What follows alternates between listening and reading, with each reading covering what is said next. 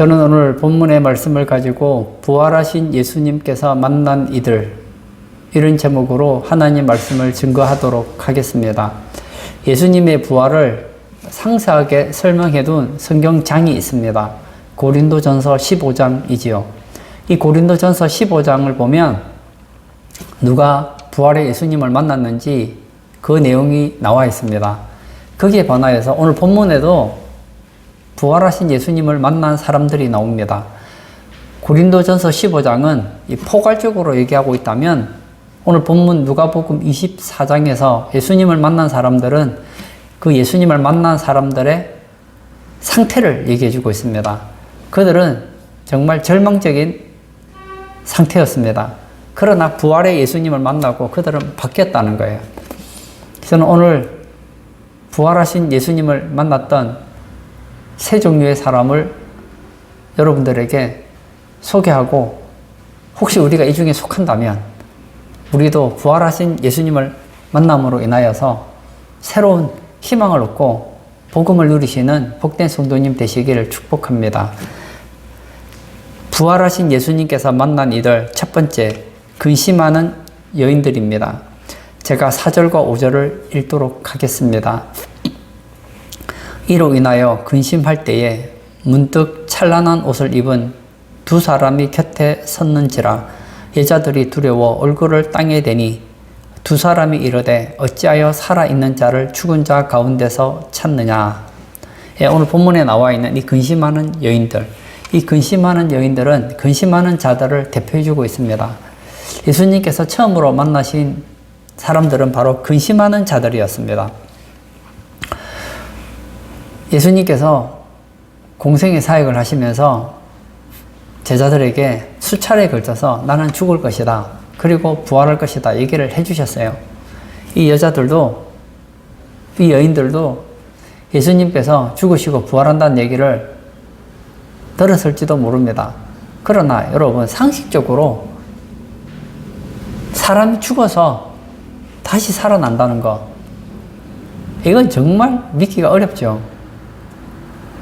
근데 정말 예수님께서 십자가에 죽으셨어요. 가끔씩 보면 죽었다가 살아나는 경우가 있잖아요. 회생이라고 합니다. 그런데 예수님은 회생이 불가능해요. 왜냐? 혹시나 로마 병사가 예수님이 확실히 죽었는지 알아보기 위해서 옆구리를 창으로 찔렀더니 물과 피를 다 쏟았다고 했습니다. 완전 내장이 파괴되고 몸속에 있는 피를 쏟았기 때문에 이제는 살아날 가능성은 제로입니다. 아리마대 요셉의 무덤에 예수님이 시신이 묻히게 되죠. 예수님께서는 사흘 뒤에 부활한다고 얘기를 하셨어요. 이 여인들은 하루, 이틀, 사흘이 지나면 몸이 썩잖아요. 몸에 향유라도 부으려고 갔는데 문제가 두 가지가 있습니다. 첫 번째 문제는 그 큰 돌, 여인들이 무슨 힘으로 그 돌을 옮길 수 있겠습니까? 야, 예수님께 향유를 부어 드려야 되는데 그 돌을 우리가 어떻게 옮길까? 그래도 가자 하고 갔어요. 갔더니 이게 웬일입니까? 그 돌이 옮겨져 있는 거예요. 그리고 들어가 봤더니 예수님이 없는 거예요. 향유를 부어 드리려고 했는데 누가 훔쳐갔는지 없는 겁니다. 그때에 찬란한 옷을 입은 두 사람을 만나게 되죠. 여자들이 두려워서 얼굴을 땅에 댈 때에 이 두 사람, 정확하게 말하면 천사들이죠. 이 천사들이 이 여인들에게 얘기를 하죠. 살아있는 자를 죽은 자 가운데서 찾느냐? 어찌하여 살아있는 자를 죽은 자 가운데서 찾느냐? 예수님은 부활하셨다는 거예요. 그 여인들은 예수님이 죽은 것 때문에 근심했고, 또 예수님의 시신이 없어진 것 때문에 근심했지만 이제 근심할 필요가 없어졌어요. 예수님께서 부활하셨기 때문입니다. 오늘 본문에 이 근심이라는 단어를 보았더니 염려하다, 방황하다, 어찌할 바를 모른다, 이런 뜻을 가지고 있어요. 이 근심의 헬라어 원어는 이 여인들이 염려하고 있었고 당황하고 있었고 어찌할 바를 모르고 있었다는 것을 우리에게 가르쳐 주고 있다는 거예요. 여러분, 이 여인은 오늘 이 시대에 근심을 가지고 있는 우리 모두에게 적용이 됩니다. 예수 안 믿는 사람 말할 것도 없죠. 예수 믿는 사람도 별반 다르지 않습니다. 이 세상을 살아가면서 근심 없는 사람 있을까요? 예수님께서는 살아생전에 이런 얘기를 하셨죠. 너희는 무엇을 먹을까? 무엇을 마실까? 무엇을 입을까? 염려하지 마라. 근심하지 말라고 했습니다. 근데 우리에게는 이런 근심이 있어요. 자식 생각하면 자식의 미래를 놓고도 근심하고, 과연 지금 경기가 이렇게 어려운데 과연 우리 미래는 어떻게 될까? 염려가 됩니다. 그래서 이 미래에 대한 확신이 들지 않을 때 극단적으로 자살을 하기도 하죠. 근데 여러분, 한번 예수님을 생각해 보세요. 예수님이 누구십니까? 이스라엘 사람들이 다 아는 마치 메시아가 될 뻔했던 사람 아닙니까? 그런 예수님이 죽으셨어요. 이것은 인간적으로 보면 끝난 거예요. 물과 피를 다 쏟고 죽었습니다. 이제 살아날 가능성은 제로입니다. 그런데 하나님 아버지께서 그의 아들 예수 그리스도를 살려내셨습니다. 여러분, 우리가 가지고 있는 이 문제, 근심이라는 것이 예수님의 죽으심과 비교가 되겠습니까? 하나님께서 그의 아들을 죽으심에서 살려내시고 부활하시는 몸으로 변화시킬 수 있다면 우리의 문제는 사실은 문제가 안 되는 거예요. 여러분, 오늘 이 부활주일을 맞이하여서 여러분 안에 근심이 있다면 예수님을 바라보시기를 바랍니다. 예수님, 죽음의 문제를 이기시고 부활하셨습니다. 여러분의 문제가 죽음보다 더 큰 문제는 아니잖아요. 인간이 당할 수 있는 가장 큰 어려운 문제가 죽음입니다. 사람이 노력하다가 죽고 나면 어떻게 하죠? 이제 포기해요. 이제는 불가능이야. 맞아요. 죽은 사람이 다시 살아나는 것은 불가능합니다. 더 이상 해결이 없다는 거예요. 근데 예수님은 부활하심으로 우리의 근심에 대한 답을 주셨다는 거예요.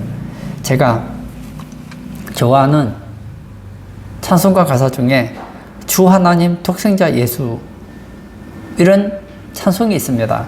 제가 한번 1절을 읽어 드릴 테니까 한번 그 가사를 묵상해 보시기를 바랍니다. 주 하나님 독생자 예수님, 날 위하여 오시었네. 내 모든 죄 용서하시고 죽음에서 부활하신 나의 구세주, 살아계신 주, 나의 참된 소망, 걱정 근심 전혀 없네. 사랑의 주 내 갈 길 인도하시니 내 모든 삶의 기쁨 늘 충만하네. 야, 예수님이 살아계셨기 때문에 걱정 근심 전혀 없네. 사랑의 주 내 갈 길 인도하시니 내 모든 삶의 기쁨 늘 충만하네. 이 주 하나님 독생자 예수님을 작사한 이 작사가의 신앙 고백일 뿐만 아니라 이 고백은 예수 믿는 모든 사람들의 고백이어야 됩니다. 예수 믿는 사람들이 늘 근심에 쩔어 있는 거, 이건 부활하신 예수님을 만나지 못한 거예요. 예수님이 부활했다는 것을 믿지 않는 거예요.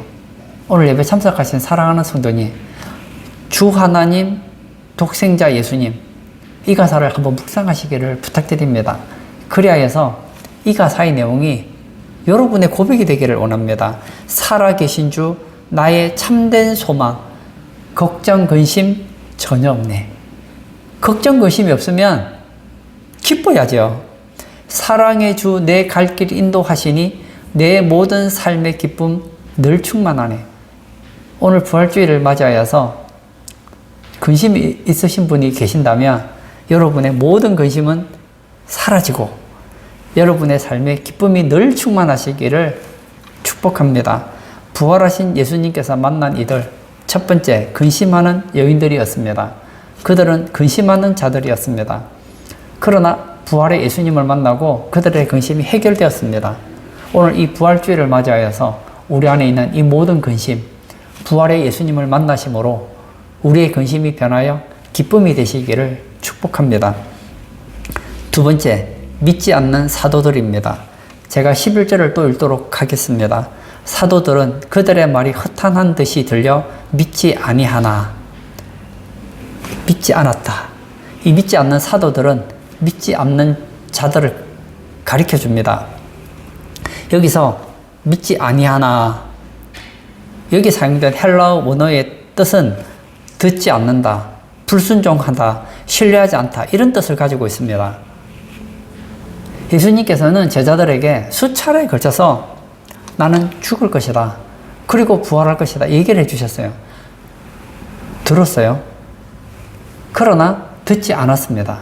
왜냐? 죽은 자는 살아날 수 없기 때문에. 얘기는 들었지만 듣고 흘려버렸어요. 듣지 않았어요. 그리고 그 말을 불순종했어요. 예수님이 죽었다가 살아난다는 것을 신뢰하지 않았습니다. 그래서 예수님께서 부활하셨음에도 불구하고 부활의 주님을 만나려고 하지 않았습니다. 부활의 주님을 만났던 여인들이 사도들에게 예수님이 다시 살아나셨다, 부활하셨다 얘기를 했더니 그 말이 허탄하게 들려서 믿지 않았다고 했습니다.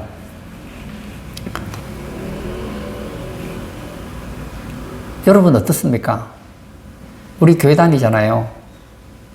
신앙생활 하잖아요. 여러분들 혹시 예수님이 부활했다는 거 허탄한 이야기로 듣고 계시지는 않으십니까? 여러분, 이건 우리 신앙의 결정적인 것입니다. 예수님께서는 하나님의 아들이세요. 예수님은 죄가 없으세요. 예수님은 십자가에서 우리 죄 문제를 해결하셨습니다. 그것을 증명할 수 있는 게 뭐죠? 부활이에요. 만약 예수님이 부활하시지 않았다면 예수님은 하나님의 아들 아닌 겁니다. 예수님이 부활하시지 않았다면 예수님께서 분명히 말씀하셨어요. 나는 죽었다가 다시 살아날 것이다. 근데 살아나지 않았어요. 그러면 거짓말장이에요. 부활하지 않았다면 예수님은 죄인이에요.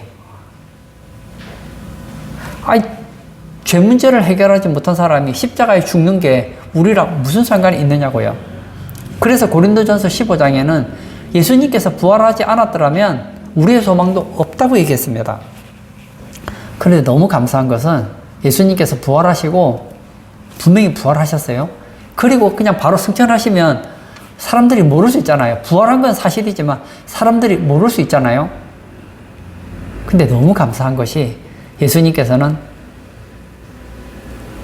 여인들을 만나 주셨어요. 예수님의 부활을 믿지 않는 제자들을 만나 주셨어요. 그리고 40일 동안 계속 사람들에게 자신이 부활했음을 보여주셨습니다. 뿐만 아니에요. 예수님께서 승천하실 때에 500여 명이 예수님의 부활 승천을 보았습니다. 나중에는 만삭되지 못하여 난자 같은 사도 바울도 예수님의 부활을 직접 목격했습니다. 무슨 얘기입니까? 예수님의 부활은 예수님의 말이 사실임을 보여주는 확실한 증거가 된다는 거예요. 예수님이 부활하셨기 때문에 우리는 예수님을 하나님으로 믿을 수 있고, 예수님이 부활하셨기에 우리는 예수님을 인간의 죄 문제를 해결했다는 것을 믿을 수 있고, 예수님께서 부활하셨기에 예수님께서 십자가에서 우리 죄 문제를 해결하셨다는 것을 믿을 수 있게 되었다는 거예요. 예수님께서는 예수님을 믿고 따르던 제자들을 종종 책망할 때가 있었습니다. 하루는 풍랑이는 바다에서 배를 젓고 있는 제자들이 있습니다. 얼마나 풍랑이 센지 이러다가 죽을 것 같아요. 그런데 저 멀리서 누군가가 무리를 첨펑첨펑 걸어 들어옵니다. 대체 저 사람이 누군가? 혹시 유령인가 보다, 귀신인가 보다 깜짝 놀랐어요. 그런데 가까이서 보니까 예수님인 거예요. 다른 제자들은 이 상황을 어떻게 이해될지 잘 몰랐어요. 그때에 예수님의 제자였던 베드로가 얘기하죠. 주시거든 나를 무리로 오라고 말씀해 주십시오. 오라. 예수님을 바라보고 무리를 걷기 시작합니다. 천펑 무리를 걸어요. 걸어가다가 좌우를 돌아보기 시작했습니다. 정신을 차리고 보니까 이게 웬일입니까? 자기가 무리를 걷고 있는 거예요. 그리고 환경을 보니까 생각이 딱 들어온 거예요.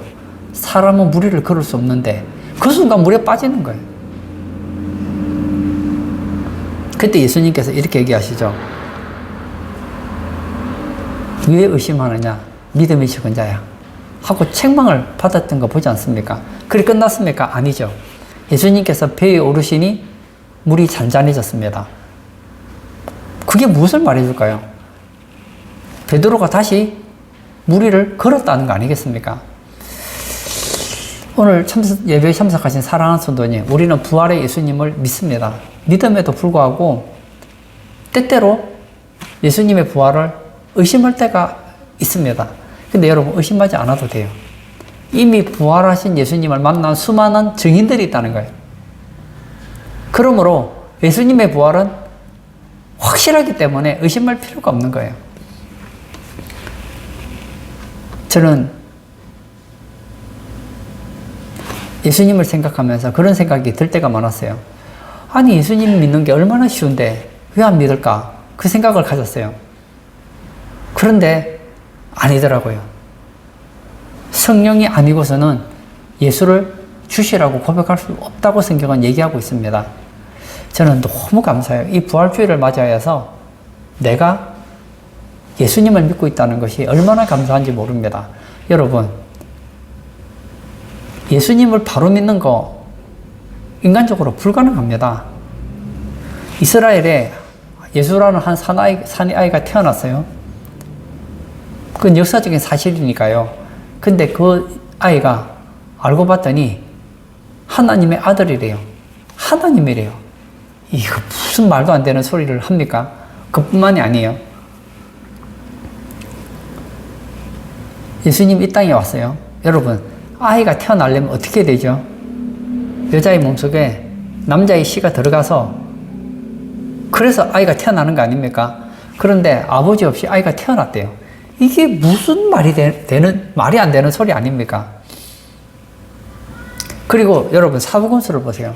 예수님께서 행하셨던 그 기적들을 보십시오. 이게 말이 됩니까? 질량 보존의 법칙 알잖아요. 오병 이어를 가지고 5,000명이 먹었는데 12바구니가 남았대요. 이런 사기가 어디 있습니까?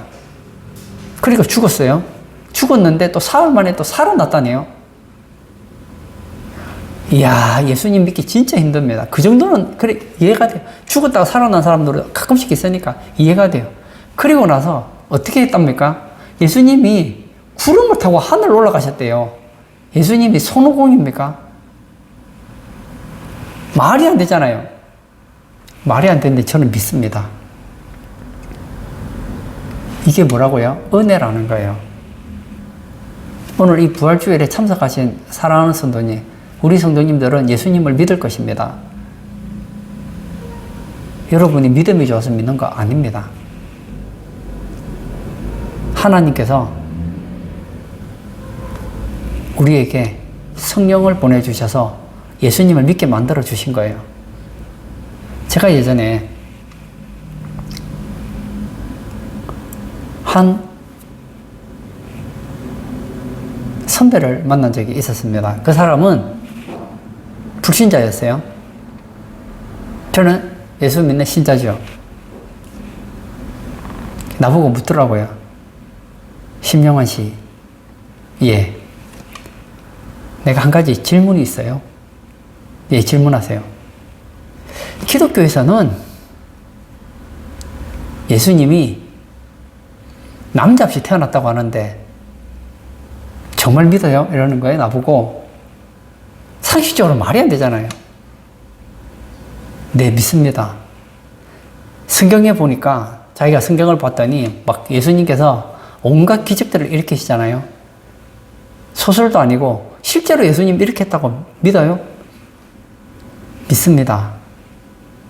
예수님이 십자가에 죽은 건 역사적인 사실인데 진짜 죽었다가 부활했다는 거 믿어요? 믿는다고 했어요. 그 예수님이 구름 타고 영광 중에 하늘로 올라가셨다는데, 천국에 가셨다는데 진짜 믿어요? 그러는 거예요. 믿지요. 자기는 안 믿어진대요.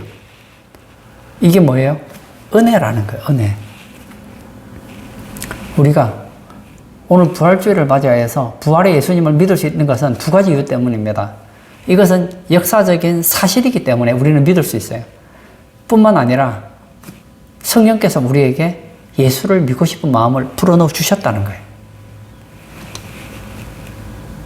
그럼에도 불구하고 예수님의 제자 베드로처럼 이성으로 생각하면 믿음이 흔들려요. 성령이 주시는 지식을 가질 때는 예수님이 믿어지는데 의심이 전혀 없는데, 이성을 가지고 다시 생각해 보면 이게 이상한 거예요. 맞아. 어떻게 남자 없이 아이가 태어날 수 있나? 어떻게 죽었는데 살아날 수가 있나? 이게 뭐죠? 베드로가 예수님을 바라볼 때는 무리를 걸었지만 환경을 바라볼 때 다시 빠지는 것과 같다는 거예요. 오늘 이 부활주의를 맞이하여서 우리의 부활을 확신하시기를 축복합니다. 여러분, 세상의 책들을 보다 보면, 이런 인문학적인 책을 보다 보면 우리의 믿음이 흔들립니다. 분명히 교회 와서 하나님 말씀 듣고 성경을 볼 때는 아멘, 아멘, 맞습니다. 예수님은 부활하셨습니다. 확신을 가져요. 그런데 세상에 빠져 있다 보면 나도 모르는 사이에 의심이 들어올 때가 있다는 거예요. 오늘 이 부활주의를 맞이하여서 여러분 안에 있는 모든 의심을 다 없애버리시고 부활하신 예수님을 믿는 복된 성도님 되시기를 축복합니다.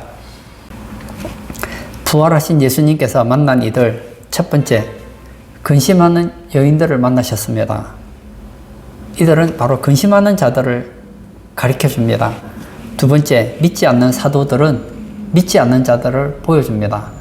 예수님은 부활을 통하여서 예수님을 믿을 만한 확실한 증거를 보여주셨기 때문에 의심할 수가 없다는 거예요.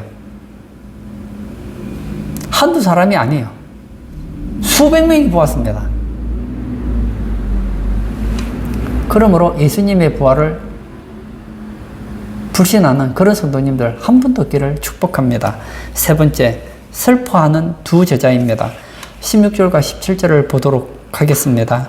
그들의 눈이 가리어져서 그인 줄 알아보지 못하거늘 예수께서 이르시되 너희가 길 가면서 서로 주고받고 하는 이야기가 무엇이냐 하시니 두 사람이 슬픈 빛을 띠고 머물러 서더라. 세 번째는 엠마오로 가던 두 제자를 예수님이 만납니다. 근데 그들의 눈이 가리어져서 예수님이신 걸 모르는 거예요. 예수님께서 이 두 제자에게 묻습니다. 너희가 길 가면서 서로 주고받은 이야기가 무엇이냐? 했더니 이 두 사람이 얼굴에 슬픈 빛을 띠고 머물렀습니다. 그리고 얘기하죠. 무슨 얘기를 합니까? 우리는 예수님을 메시아로 믿었는데 예수님이 죽으셨다. 그것 때문에 슬픈 빛을 띠고 있다는 거예요. 여러분, 예수님의 죽음은 제자들에게는 슬픔이 되었습니다. 이 슬픈, 이 단어의 뜻은 우울한, 어두운 안색의, 음침한, 이런 뜻을 가지고 있습니다. 다시 말하면 이 두 제자는 얼굴이 우울했고 어두운 안색을 가지고 있었고 음침했다는 거예요. 그 이유는 예수님이 죽으시고 부활하지 않았다고 생각했기 때문입니다. 여러분, 죽음을 앞에 둔 사람들의 모습이 바로 이렇지 않습니까?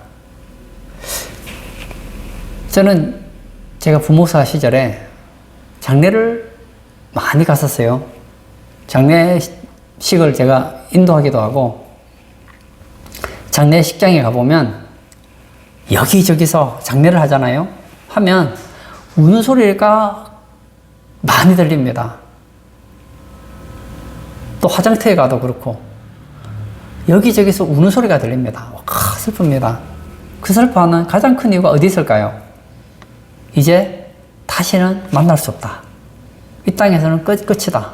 그런 생각이 들기 때문에 슬퍼하는 거 아니겠습니까? 내가 사랑하던 내 자식이 어린 나이에 어떤 사고를 당해서 죽었어요.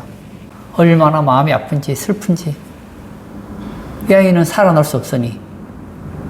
근데 죽고 나면 끝이니. 어떡합니까?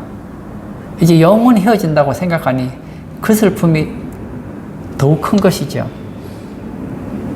내가 사랑하는 어머니, 아버지, 형제, 시간이 지나면 다 죽습니다. 제가 어릴 때는 나이 드신 분들이 돌아가시는 걸 볼 때 남의 얘기처럼 생각이 들더라고요. 왜냐, 나는 아직 어리니까. 죽음이라는 것이 먼 옛날 얘기처럼 들렸어요. 머리로는 알았지만 몸으로 와닿지 않았어요. 이제 나이가 점점 들어가니까 주변에 한 번씩 돌아가시는 걸 보니까 남의 얘기 같지가 않은 거예요. 저도 제 사랑하는 부모님이 세상을 떠났어요. 떠났는데 슬프더라고요. 슬픈데 다른 게 하나 있었어요. 세상 사람과 다른 게 하나 있었습니다. 슬픈데 슬프지 않았어요. 저희 어머니께서 참 건강하셨거든요. 건강하셨는데 저는 어머니가 평생 건강할 줄 알았어요. 근데 나이가 드시면서 몸이 약해지시고, 그리고 몸이 아프셔서 병원에도 다니시고, 그러다가 세상을 떠나셨거든요. 이제 어머니를 볼 수 없다고 생각하니 슬프더라고요.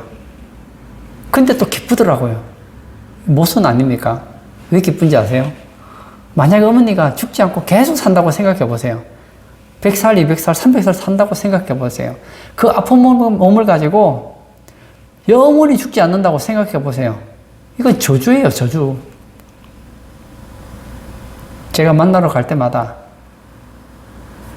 어머니가 조금씩 몸이 약해지시고 고통이 심해지는 걸 느꼈거든요. 그리고 왜 기쁘냐? 저희 어머니는 예수님을 믿거든요. 비록 지금은 볼 수 없지만 저도 한 몇 년 더 살다 보면 저도 언젠가는 세상을 떠나겠죠. 그러면 천국에서 다시 만날 기약이 있으니까 인생 잠깐이더라고요. 지금 헤어지는 것이 아프지만 또 조금 지나면 또 어머니를 만나게 될 거예요.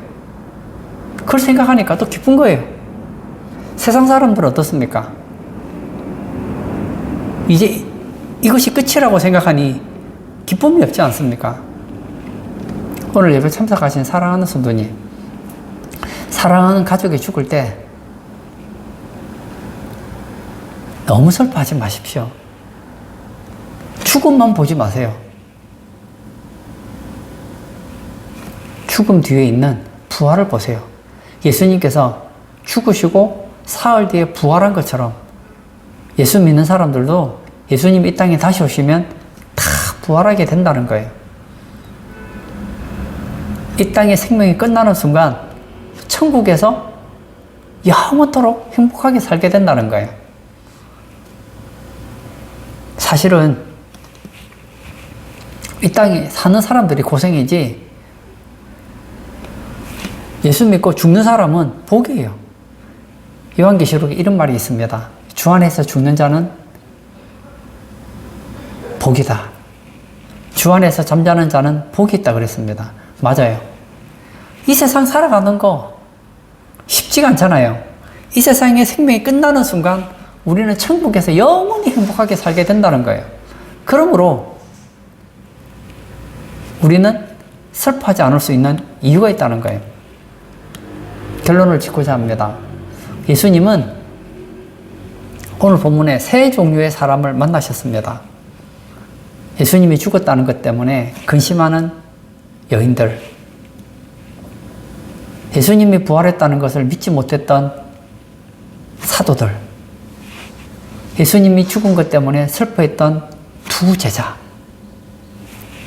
그러나 예수님께서 부활하심으로 근심이 변하여 기쁨이 되고, 불신이 변하여 확신이 되고, 슬픔이 변하여 위로가 되고 희락이 됐다는 거예요. 이 부활주일을 맞이하여서 여러분 안에 있는 모든 근심이 기쁨이 되기를 축복합니다. 여러분 안에 있는 모든 불신이 확신으로 바뀌기를 축복합니다. 여러분 안에 있는 모든 슬픔이 주님 안에서 위로받고 소망이 되시기를 축복합니다. 이 시간 한번 다 같이 기도하기를 원합니다. 오늘 이 부활주일을 맞이하여서 저는 여러분들에게 희망의 메시지를 전하고 싶었습니다. 남들에게 말할 수 없는 문제가 있으십니까?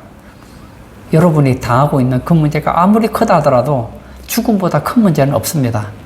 예수님께서 죽음의 문제를 해결하고 부활하신 것처럼 여러분이 어떤 문제를 가지고 있더라도 주님 안에서 다 해결된다는 거예요.